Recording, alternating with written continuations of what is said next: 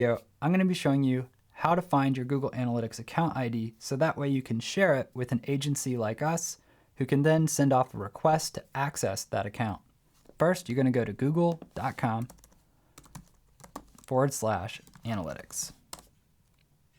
From there, you're going to go ahead and click the navigational menu and towards the bottom, click Sign In to Analytics.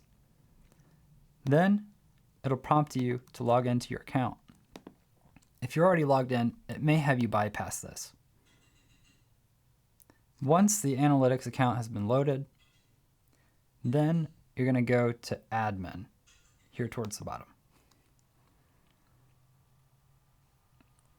And then in this account section right here, if you have more than one account, you'll click the drop down and then select the account that they are needing access to. And then you'll click Account Settings. And then your account ID is right here. After you've shared that account ID, they'll go ahead and trigger off a request via email, which then you'll need to accept. Thanks.